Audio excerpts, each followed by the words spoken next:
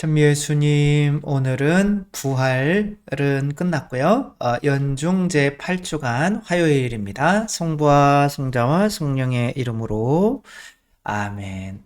오늘 복음은 예수님께서 제자들을 부르시면서 제자들을 그냥 부르면 안 되죠. 어떤 나의 것들을 포기할 때 무엇을 얻는지를 이제 말씀을 하시며 꼬시는 거는 아니지만 아무튼 제자들을 어떤 식으로 부르셨는지 한번 보도록 하면, 보시다시피 저희는 모든 것을 버리고 스승님을 따랐습니다. 그러니까 스승님을 따르기 위해서는 버려야 되는 거죠. 그래서 예수님께서 누구든지 나 때문에 또 복음 때문에 집이나 형제나 자매, 아버지나 어머니나 아버지, 자녀나 토지를 버린 사람은 현세에서 박해도 받겠지만 집과 형제와 자매와 어머니와 자녀와 토지를 100배나 받을 것이고 내세에서는 영원한 생명을 얻을 것이다. 이렇게 꼬시는 것보다는 이제 말씀을 하시죠. 맞는지 모르겠지만, 이슬람 이쪽에서는 이 세상에서 주님께 이렇게 또 뭔가 알라 신에게 자기의 생명을 뭔가 바치고 결혼 안 하고 한 사람은 천국에서 7명의 여자와 이렇게 산다. 그럼 그 7명의 여자는 또 뭐가 돼요? 아무튼, 그런 기대감, 저도,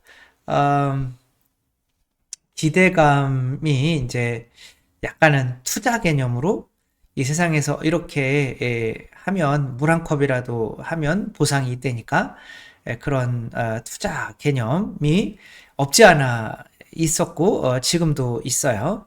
그러니까 그런데 집이나 재산이나 내 가족들이나 그게 100배로 이 세상에서 받게 된다는데 정말 그럴까요? 그래서 이거를 이제 잘 믿질 못하니까 이제 투자가 겁나는 거죠. 이게 확실하면 정말 성소도 많이 늘어날 거고 투자도 많이 신앙에 할 건데, 이 세상을 보면 예수님과 복음 때문에 이렇게 자기 자신을 내어놓는 사람들은 오히려 더 가난하게 사는 것 같고 부자로 살 수가 없죠. 이태석 신부님이나 마더 데레사 방을 보면 진짜 조그매요. 그 더운데 선풍기 한 대밖에 없고, 이제 그렇게 이태석 신부님도 이제 잘 먹지 못하셔서 대장암이 걸리셔서 돌아가시고, 근데 그런 걸 보고 또 잘 사는 사람들을 볼 때는 저 사람들은 나쁜 짓도 많이 하는 것 같은데 잘 살고 있고, 그러니까 예수님께서 당신과 복음을 위해서 사는 사람들은 100배의 열매를 맺는다? 에이, 이건 조금 아닌 것 같다. 그런 생각을 하게 만들죠. 근데 아마도 이때 이 제자들은 이 말씀을 믿으셨나 봐요. 믿어야 될까요? 안 믿어야 될까요? 당연히 믿어야겠죠. 우리가 현상적으로 보이는 것에는 전혀 그렇게 보이지 않더라도 예수님이 거짓말로 사기를 치셔서 우리를 당신의 복음을 전하는 일에 부르시지는 않을 거 아니에요? 그러니까 우리가 사랑의 본성이라고 하는 것이 내가 받으면 몇 배로 갚아줘야 되는 그 본성을 이해한다면, 예수님 마음은 당신이 받는 것에 정말 100배로 돌려주고 싶은 마음이 있으신 거구나, 라고 우리가 받아들일 수가 있는 거죠. 딸을 위해서 73년씩 포르쉐를 그동안 몰고 다니다가 이제 그 포르쉐가 이제 이분의 젊음의 상징이었던 거죠. 근데 이제 그 포르쉐를 이제 좀 새로 고쳐서 타려고 돈을 모아놨는데 누군가를 사랑하게 된 거예요. 근데 딸이 딸린 거죠.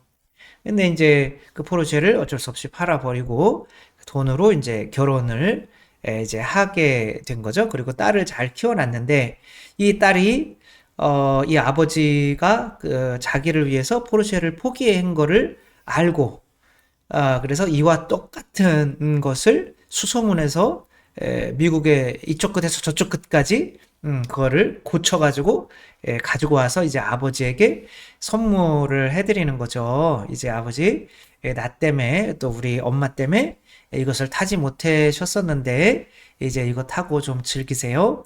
라고. 그러나 이미 연세가 많으신데, 그렇지만 또 이렇게 눈물을 흘리면서 좋아하시는 이런 장면들. 딸도 이제 친아버지가 아닌데 자기를 위해서 이런 차를 희생한 것에 대해서 야, 이 언젠가는 이 왼수를 갚아야겠다. 이런 마음이 작동이 하죠. 그러니까 사랑은 주고 받는 거잖아요. 그래서 일방적으로 받기만 하는 것은 이제 모기죠, 모기. 그런데 어떤 관계 내에서는 받았으면 주어야 하는 어떤 시스템이 마음 안에서 작동이 되어야 되는데, 그래서 하느님께서는 사랑이시기도 하고 정의이시기도 한 거죠.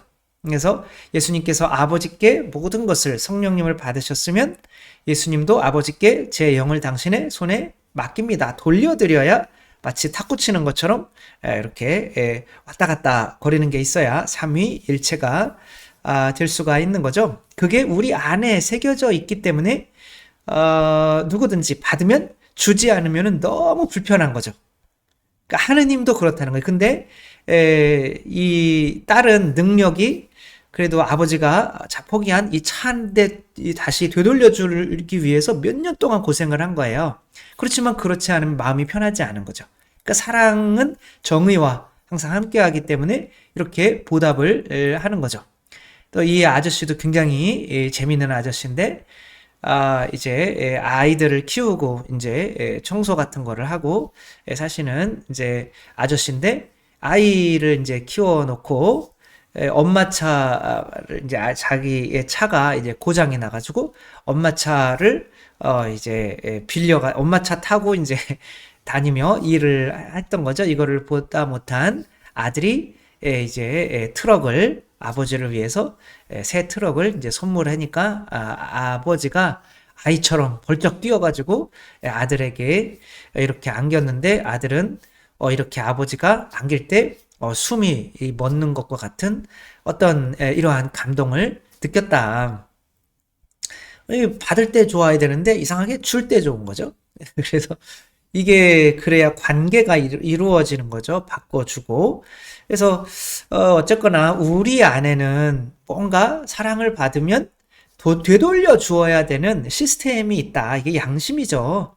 따라서 이것도 재밌는데 아이가 아빠가 새 차를 샀어요. 티코를. 그랬더니 이 아빠가 자꾸 이 차를 태워주니까 뭐라도 해야 되는 거예요. 여기 보니까 사랑하는 딸이 타고 있어요. 그러니까 이 아이는 사랑하는 아빠가 타고 있어요. 이렇게 차에다가 써놓은 거죠. 그리고 아빠는 이게 너무 자랑스러워서 지우지 않고 계속 이렇게 이 차를 타고 다니고 많은 사람들의 부러움을 사는 거죠. 이건 뭐 얼마를 값을 주어도 바꿀 수 없는 차인 거죠.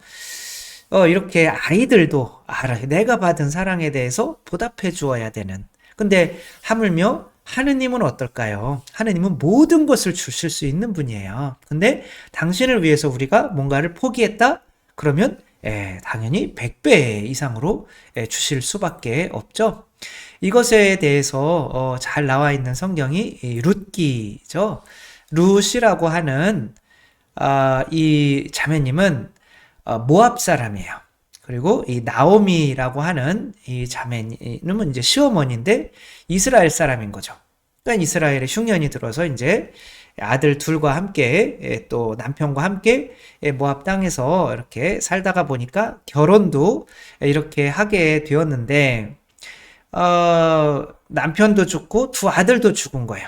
그러니까 한 집안에 이제 세 명이 이제 과부가 생긴 거죠. 그래서 두 딸 보고 나는 이제 고향에 돌아갈 거니까 너희들은 각자의 길로 가서 아직 젊으니까 너희들 새로 결혼해서 살아라. 아이도 없으니까.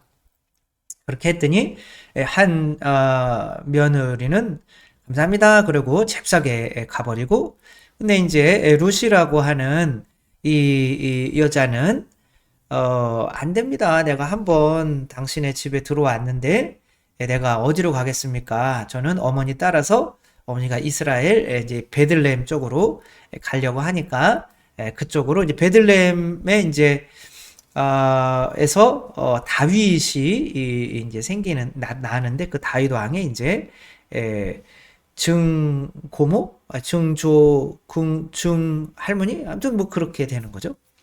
그러니까 이제 다윗의 할아버지를 낳게 되는 거죠.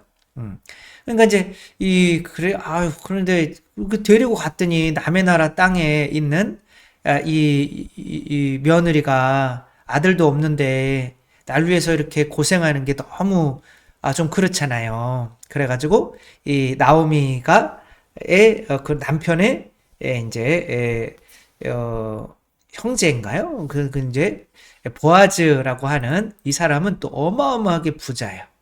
그래서 이 며느리 너무 부담스럽다. 여기로 보내버려야겠다. 그러면 어떻게 하면 요 남자에게 잘 보일 수 있는지를 알려줘요. 괜히 불쌍하게 버려져 있는 것들을 이렇게 죽게 해라. 그랬더니 야, 이 사람이 볼 때도 정말 남의 나라 여자가 시어머니 위해서 과부가 됐는데도 이렇게 와서 이 이삭을 주어서 하니까 너무 이뻐 보이잖아요. 그러니까 이게 마음에 들어가지고 결혼을 하게 돼서 어마어마한 부를 가지게 되고 또한 이제 다윗 왕의 이제 그 계열의 족보에 들게 된 거죠.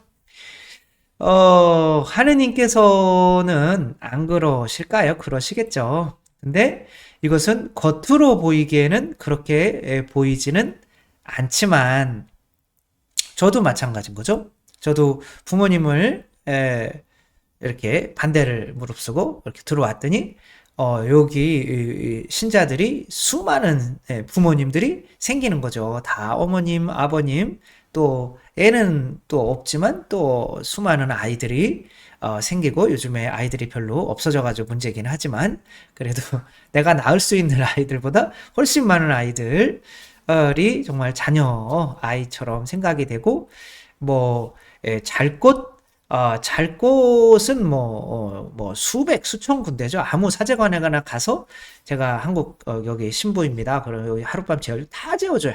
어디서나 다 잘 수 있고 또 이렇게 나만의 공간이 또 사제관도 있고 뭐 돈에 대해서도 사실 지금까지 부족해 본 적이 없어요. 그렇게 사제가 받는 게 얼마 안 되는데 신기하죠. 돈이 부족한 적이 없어요. 그래서 아무튼 주님을 위해서 이렇게 뛰어들었는데 남들이 보면 신부 생활 어렵고 막 그렇게 보일지라도 실제로는 100배 이상을 받고 있다는 것을 본인이 느끼는 거죠. 그렇기 때문에 이 말이 맞아라고 생각이 되지만 세상 사람들은 겉으로 보이는 거 아무리 부자라고 하더라도 돈이 부족한 사람들이 있거든요. 항상 부족해요. 그래서 돈이 많은 재벌이지만 막 싸우고 막 범죄하고 그런 경우들도 많잖아요. 그리고 아내가 있고 뭐가 있지만 또 항상 부족해서 바람을 필 수도 있는 거고 그런 경우들이 많이 있죠. 근데 막상 바쳐보고 보면 하느님께 바쳐보면 100배 이상 받는다는 거를 이렇게 느끼지 않을 수가 없는 거죠. 이것은 100% 그렇게 주시는 거죠. 그리고 그렇게 내가 만족하고 있는 것이 이 세상에서 100배 받았구나. 이것이 그래 그러면 하느님 나라에서도 영원한 생명을 누릴 수 있겠네 라고 하는 보증이 될 수가 있는 거죠. 우리들도 정말 하느님께서 당신과 당신 복음을 위해서 포기한 모든 것에 항상 100배를 주신다는 거 우리 의심하지 말고 믿을 수 있어서 과감하게 한번 뛰어들 수 있는 우리가 되었으면 좋겠습니다. 주님께서 여러분과 함께 전능하신 천주 성부와 성자와 성령께서는 여기 모인 모든 이에게 축복을 내리시어 길이 머물게 하소서. 주님과 함께 가서 복음을 전합시다. 하느님 감사합니다. 성부와 성자와 성령의 이름으로 아멘. 감사합니다. 사랑합니다.